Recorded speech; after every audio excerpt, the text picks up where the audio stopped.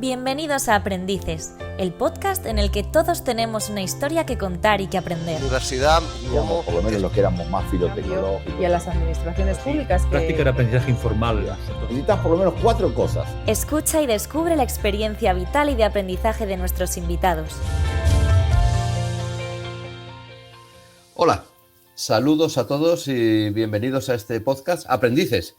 Un podcast que abrimos ahora con esta emisión y el nombre lo dice todo, porque nuestra intención, nuestro objetivo, nuestra búsqueda es el aprendizaje. Un aprendizaje más allá de los circuitos académicos oficiales, de determinadas franjas de edad, más allá de terrenos específicos del saber, porque lo entendemos casi como un proceso y una actitud que permanece durante toda nuestra vida. Y hoy tenemos con nosotros a Carlos Barrabés, el hombre que desde un pequeño pueblo de Huesca, desde Benasque, pues se enfrentó en Internet a medio Estados Unidos.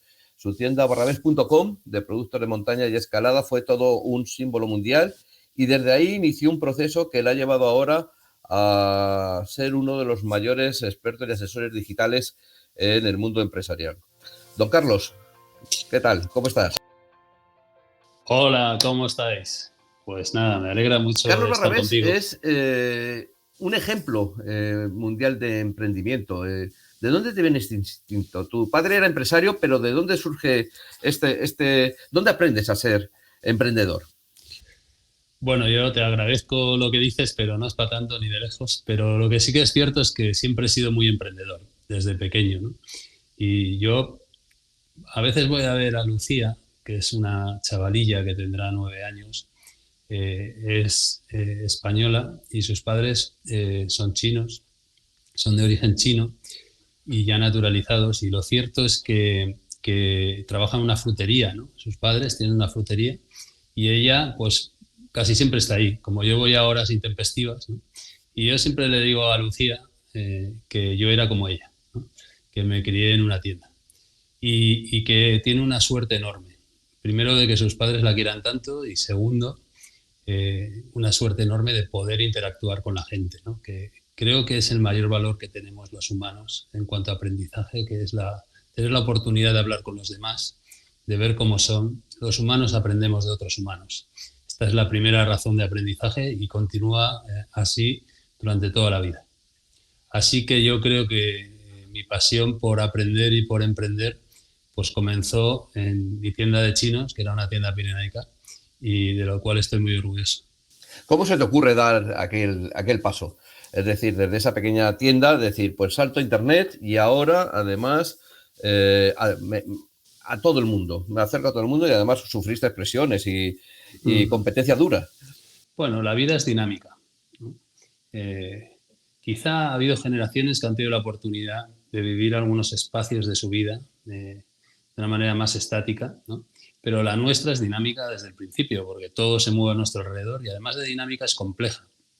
Y a mí me ocurrió eso, fueron ocurriéndome cosas. En aquel entonces, pues con mi hermano José, pues realmente lo que andábamos viendo era cómo ir más allá de un territorio, que era un territorio muy pequeño, un valle del Pirineo, ¿no?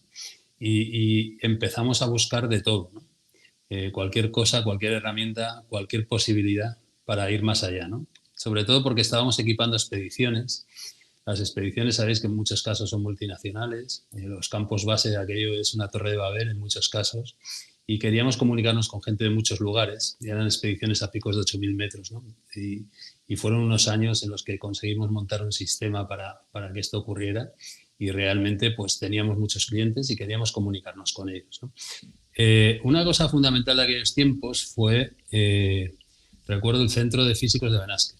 En Benasque, pues entonces prácticamente no había nada. Era un pueblo muy pequeñito, 500 y pico, 600 habitantes y muy aislado, ¿no? Si hoy ya está lejos, imaginaos cómo estaba, ¿no?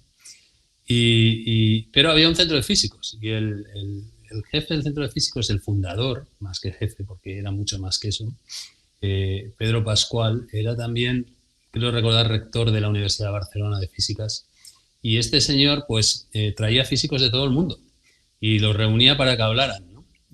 Y siempre estaba obsesionado con que fueran.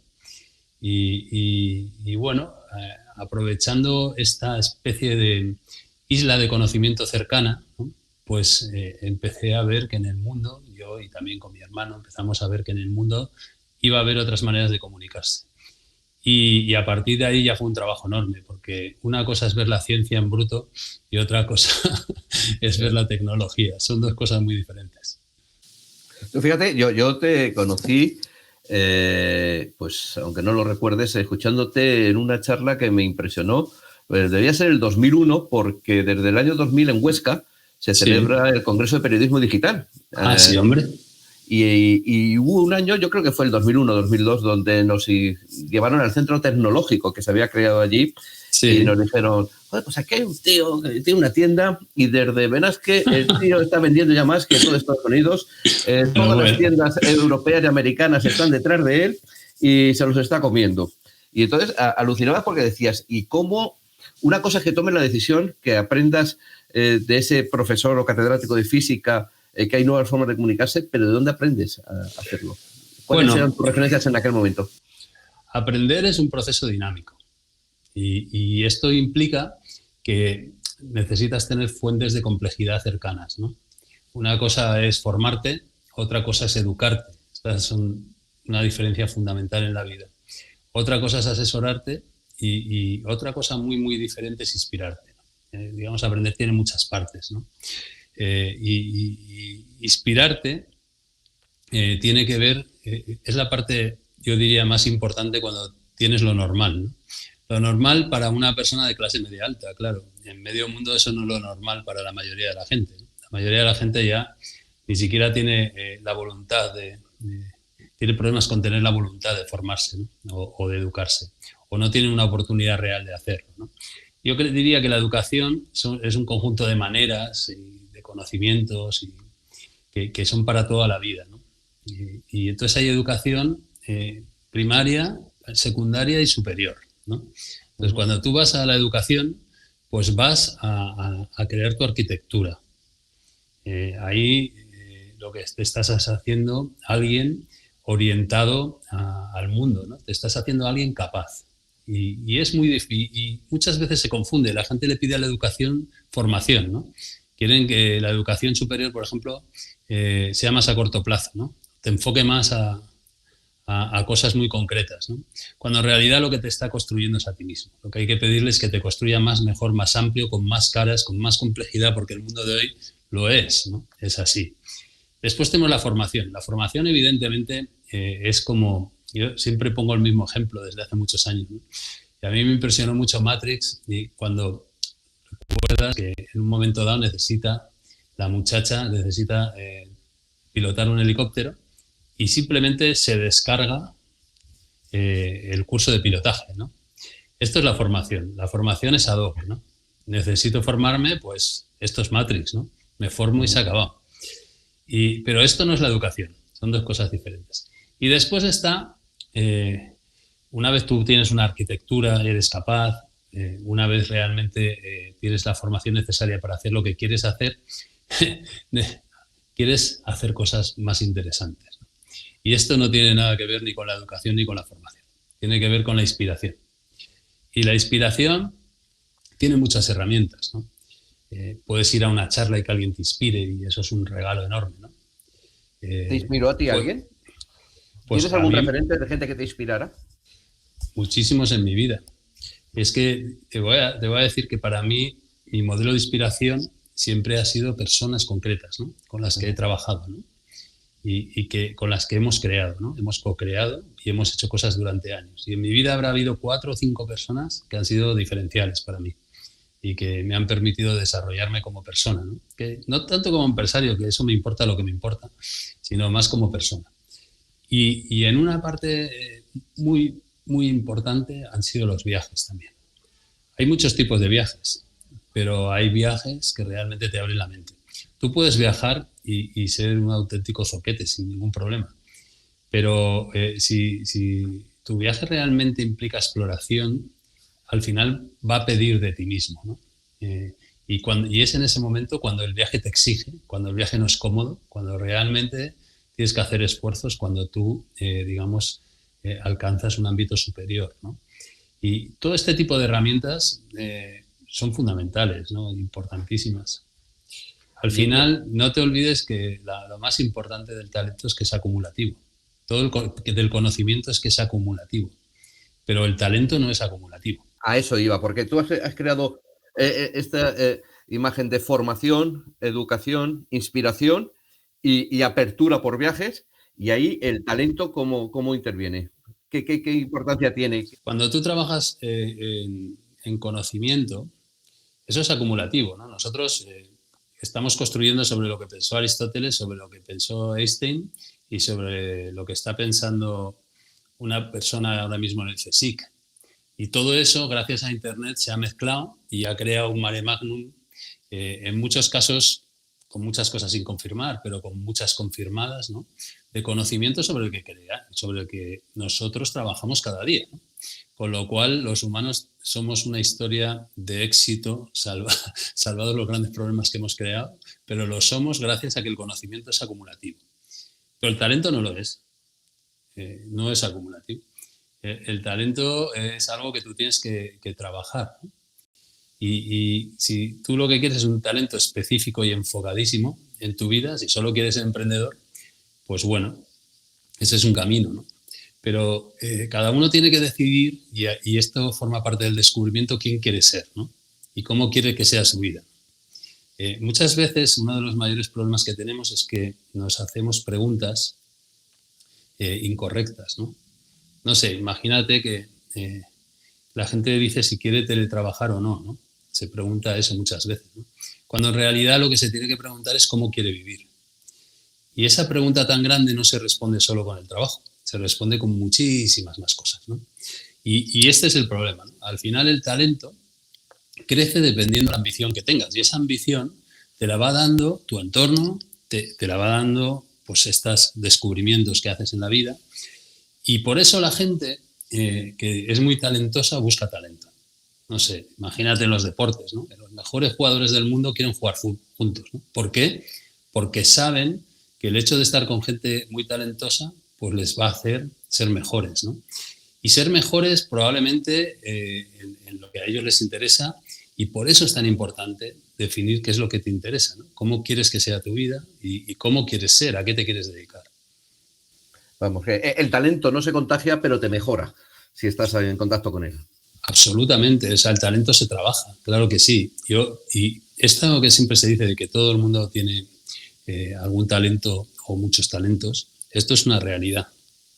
Cualquiera que haya trabajado con cualquier persona, no sé, que podría parecer que tuviera problemas de esto, pues en riesgo de exclusión social, no sé, en África, en todo este tipo de cosas, sabe que un humano y el talento es la misma cosa. Probablemente muchos talentos lo que no tienen son las oportunidades. Uno de los mayores problemas que tiene el mundo es esta visión de excelencia brutal que tenemos, ¿no? En la que hay un 1% del planeta, ¿no? Que son los que pueden ir a menos del 1%, ¿no? Que pueden ir a las grandes universidades, a los grandes centros de talento y de competición del mundo, que van a ser muchísimo más de los demás y que se están llevando el 1% del dinero mundial, ¿no? Imagínate, ¿no? Lo que estamos montando aquí, ¿no? Estamos montando una desigualdad enorme basada en el talento, ¿no? Y sobre todo entendamos que no es solo talento, ¿no? Porque el talento en estos lugares, en estos ecosistemas, implica acceso al conocimiento, acceso a las herramientas, acceso a otro talento, acceso al capital, acceso. Con lo cual, la base del mundo implica tener acceso. Y una de las cosas que tiene que pensar siempre es si tiene acceso. Si tiene acceso. Ese es un pensamiento fundamental, ¿no? Y tiene que ir a buscar el acceso. A mucha gente hay que intentar crearle el acceso, porque no tiene la capacidad ni la mentalidad para pensar que no lo tiene, ¿no? Y aparte una vez ya tienes el acceso, ¿en qué tienes que pensar? Si eres, pues no sé, un occidental, como nosotros, ¿no? Que somos unos privilegiados, ¿no? Pues tenemos que pensar en opciones, ¿no? Y esos son los sabores, ¿no? Somos tan afortunados, ¿no? Que no solo tenemos acceso, imagínate, ¿no? Aquí tenemos una fibra con 600 megas todos, ¿no?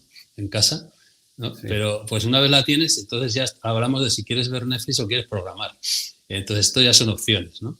Pero lo primero es garantizarte que tienes el acceso correcto. Y este acceso no es el mismo toda la vida. Y es un acceso complejo, es un acceso a muchas cosas, no es a una cosa. Eso es un poco como decía la vieja Constitución norteamericana, no es tanto conceder, sino garantizar la igualdad de oportunidad, por lo menos a la base de formación, a la base de educación, ¿no? Exactamente. Se supone que Internet, que es pues quizá el mayor patrimonio, ¿no?, como que tiene la humanidad, ¿no?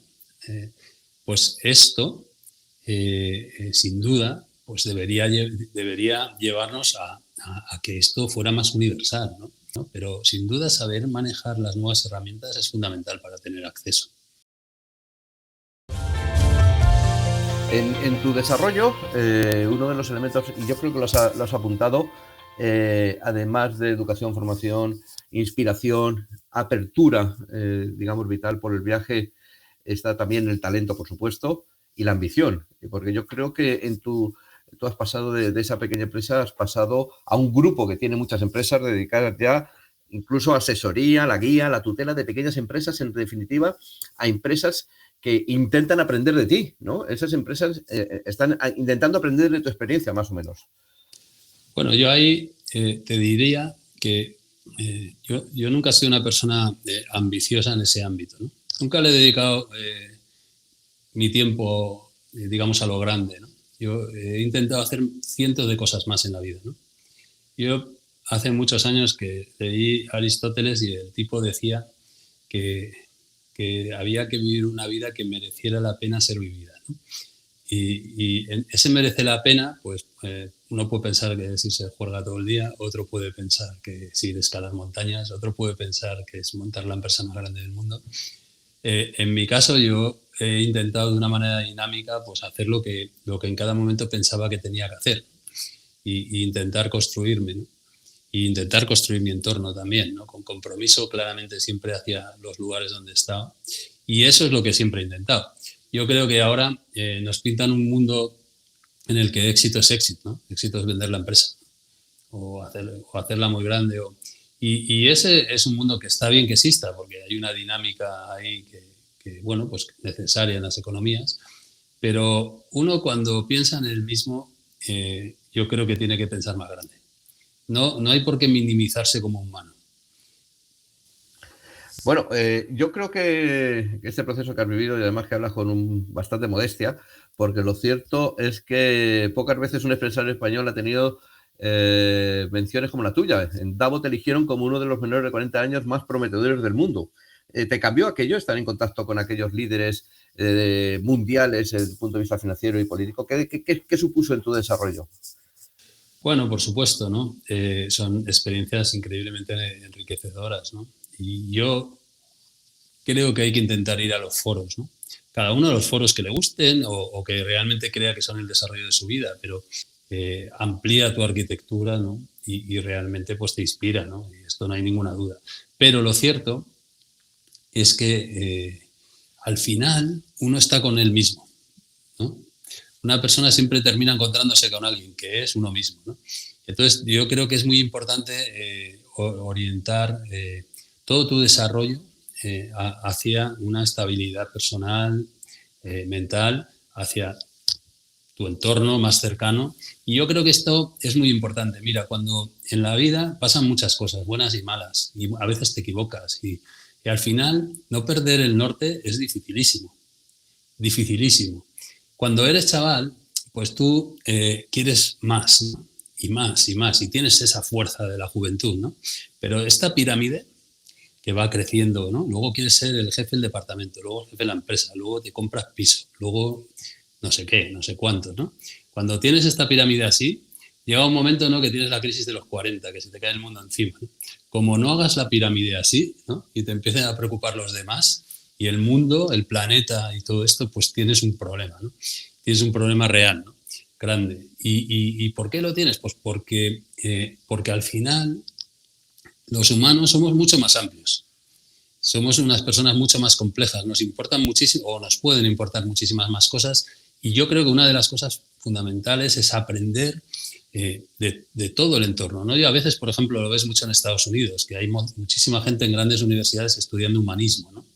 Y la mayoría lo estudian para vender más, para conocer mejor al enemigo, ¿no?, al consumidor, ¿no? Yo creo que una de las cosas más importantes que hay es entender que el consumidor, que ha sido la base del siglo XX, pues no puede ser la del siglo XXI, ¿no? El siglo XXI tiene que ser la persona, que es algo mucho más amplio. Y yo creo que uno, cuando se forma, tiene que entender cuándo está formándose hacia el consumidor, ¿no?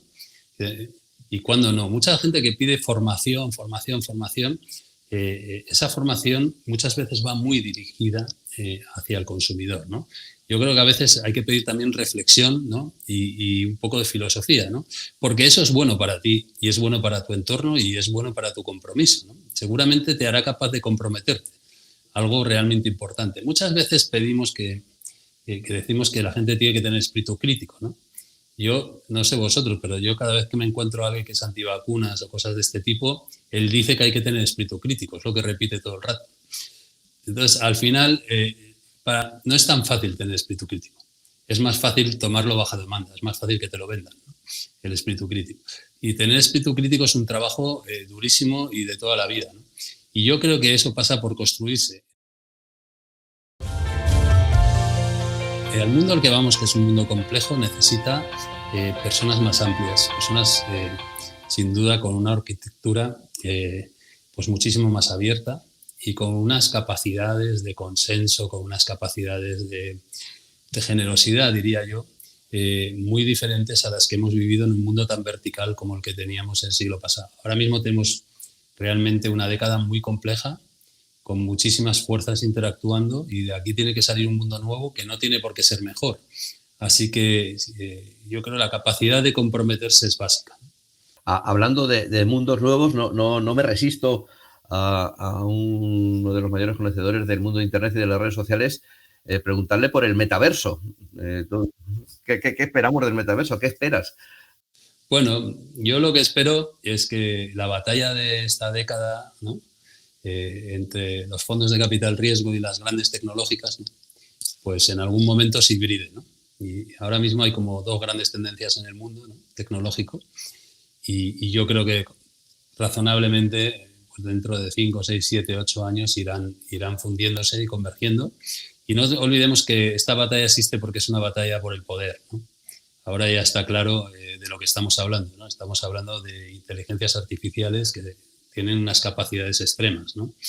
Y lo que tenemos que ser capaces es de desarrollar la regulación, ¿no? Nosotros tenemos que ser capaces de vivir en Internet, y para eso necesitamos toda esta regulación. Por eso necesitamos personas que piensen antes de que hagan, ¿no? Reglamentos que hagan que se piense antes de que hagan, ¿no? Cuando tú vas a hacer una inteligencia artificial, alguien tiene que pensar qué puede pasar con ella. A ver si vas a destruir todo el Amazonas, ¿no? Alguien hizo una inteligencia artificial, ¿no? Y cambió presidentes del mundo, ¿no? Entonces hay que ir con cuidado porque son armas nuevas y son armas. Entonces pueden ser herramientas, pero pueden ser armas. Porque el riesgo pues es elevado cada vez. Imagínate, Paco, ¿no? Hace tan solo 15 años nos sabíamos matar de una manera, ¿no? Pues con bombas nucleares, ¿no? Ahora, pues seguramente estamos cerca de sabernos matar de 7 u 8 maneras, ¿no? Con biotecnología, y todo eso se democratiza a una velocidad enorme, ¿no? Es decir, nuestro pensamiento del humano en el centro no tiene mucho futuro. Necesitamos poner la especie en el centro, necesitamos poner el planeta, ¿no? Y ese cambio mental implica gente mucho más amplia, más grande. A la hora de decidir qué quieres hacer en tu vida, tienes que decidir si quieres ser un hiperespecialista o si quieres ser una persona más horizontal, ¿no? Y eso es una decisión que tienes que tomar. En estos riesgos que nos cuentas y que, vamos, son el mundo del dato, de la inteligencia artificial, del algoritmo, no solamente estos riesgos que comentas, Carlos, pero además, desde un punto de vista, y aquí lo enlazo otra vez con el aprendizaje, el riesgo de quedarnos atrapados en burbujas digitales, donde el conocimiento al final que se nos ofrece es solamente aquel que tenemos la referencia o que hemos pedido o que nos ha relacionado, y donde desaparece la capacidad de descubrir, de sorprenderse, de enfadarse. Ese riesgo existe, ¿no? Claro, mira, he empezado diciendo que los humanos aprendemos de otros humanos, ¿no? Y para mí es la primera fase y una fase que te acompaña toda la vida. En el momento que tú no vas a ver a otros humanos, ¿no? Pues que mercantilizas eso, ¿no? Consumerizas, ¿no? Que es mucho más allá, ¿no? Porque ya digamos que lo estandarizas. Y parece el Mediamar, ¿no? Vas al Tinder y Yo sé que las relaciones son como el mediamar ya, ¿no? Y esto lo tienes en todos los sectores de tu vida, ¿no? Ya con el fontanero ya tampoco tienes que hablar, ¿no? Con el de Uber tampoco, por Dios, ¿cómo vas a hablar? Yo intento siempre hablar con los taxistas. ¿Cómo no lo vas a hacer? Y esto es minimizarte como humano, no hablar con la gente. Minimizarte completamente, ¿no? O sea, es básico. Una de las cosas fundamentales, saber hablar, digamos, con inteligencias artificiales, más que algoritmos, es una ventaja descomunal saber hablar con las personas, ¿no? Esa muchacha, esa Lucía, es más fácil que le vaya la vida bien que a muchas de las otras gente que tiene grandes carreras universitarias. Es mucho más fácil que sea una persona más estable y más feliz y que encima le vaya bien. ¿Por qué? Porque sabe tratar con humanos. Y eso yo creo que nunca se puede perder. Creo que realmente es una base. Una de tus máximas siempre ha sido el asesoramiento a los emprendedores, ayudar, guiarles. Pero, ¿qué te han enseñado ellos? ¿Qué has aprendido tú de toda esta gente a la que tú tutorizas? Bueno, yo descubrí hace años los emprendedores y las emprendedoras sociales, ¿no? Y esto para mí hace, no me acuerdo, ya 20 años o así. Y recuerdo perfectamente, ¿no? Que para mí fue algo muy interesante porque yo reconocía gente que era emprendedora social y no lo sabía, ¿no?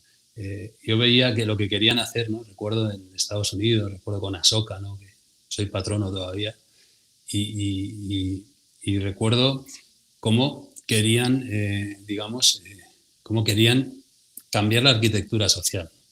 Realmente querían poner su granito de arena en el cambio, ¿no? Y el concepto a mí me fascinó porque realmente vi reflejadas muchas de las cosas que yo quería hacer en la vida, ¿no? Y vi reflejado mucho lo que hacían las pymes en España en muchos casos, ¿no? Cómo realmente pues, muchas pymes de España pues, tenían empleadas a muchas personas de su entorno que seguramente si la pyme estuviera participada por un fondo de capital riesgo pues no tendrían empleo. Cómo la pyme pues, estaba preocupada, ¿no? Tú llegabas allí, ¿no? A Murcia o a Zamora y ellos tenían un compromiso absoluto con su territorio, ¿no?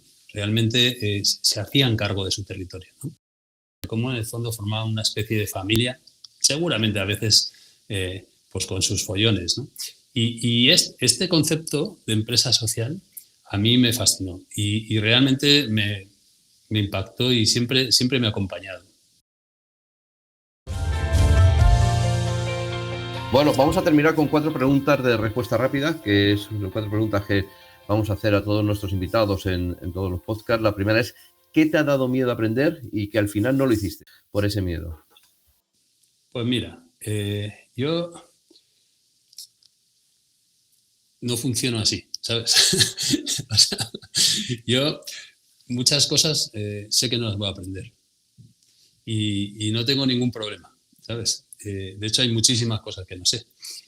Yo tengo la suerte de tener una empresa y lo que suelo hacer es pues montarme algo, una empresa pequeña o una unidad de ese tema y intento atraer talento. Uno contratado, otro con acuerdos y yo no intento comprender la profundidad nunca, ¿sabes? Porque primero sé que no soy capaz, ¿no? En la mayoría de los casos. Pero segundo es que no tengo mucho interés. Yo prefiero quedarme un poco más arriba, ¿sabes? E intentar hacer que las cosas ocurran, ¿no? Que es lo que me gusta. Intentar comprender cómo funciona, ¿no? Y yo, dicho esto, pues seguramente pues, lo peor que se me ha dado a mí en la vida ha sido los idiomas. Y me ha costado muchísimo, ¿no? Pues los aprendí prácticamente viajando, ¿no?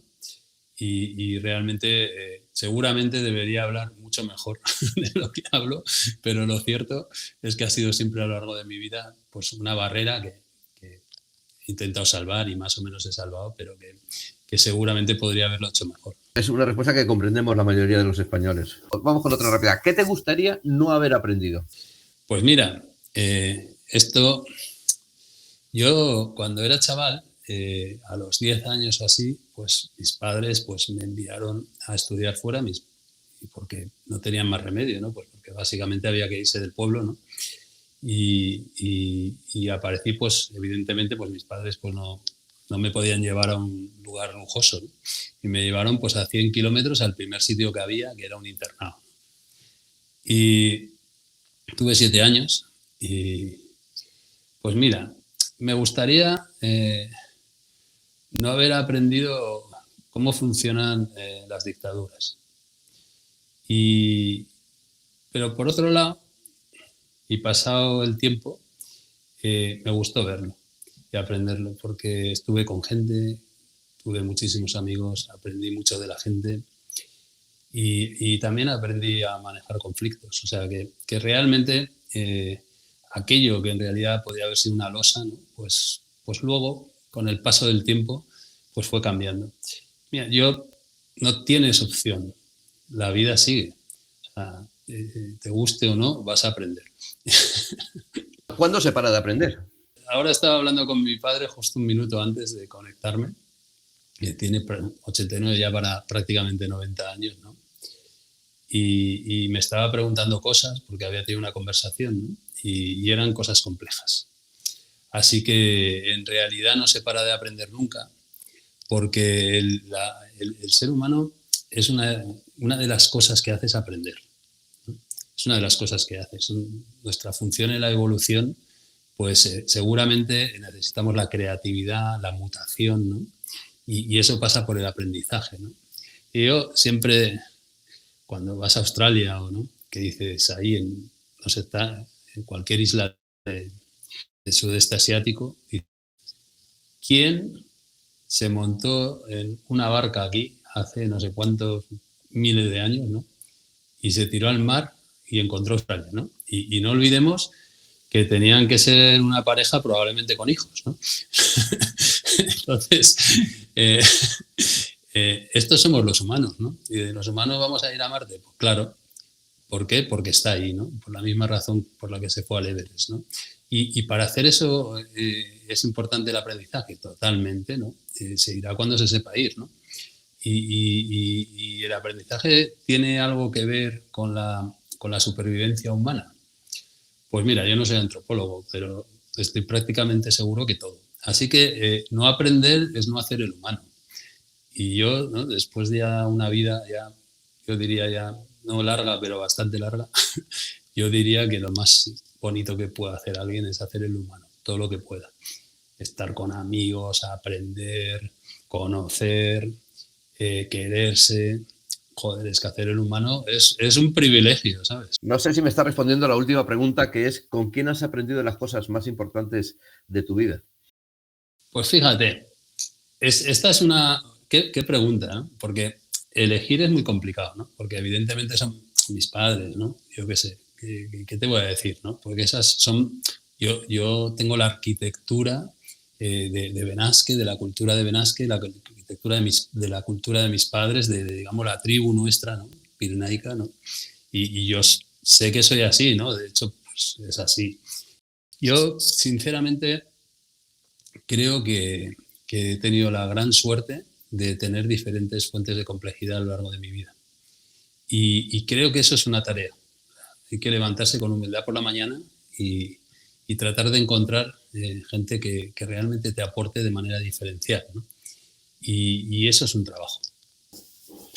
Pues Carlos, hasta aquí. Muchísimas gracias por tenerte. La verdad es que ha sido una experiencia maravillosa escucharte y sobre todo aprender, porque uno de los elementos fundamentales de todas estas charlas que estamos haciendo es aprender de nuestros invitados y desde luego que hoy yo creo que hemos aprendido mucho. Muchísimas gracias, Carlos. Un fuerte abrazo. Mil gracias a vosotros. Abrazo.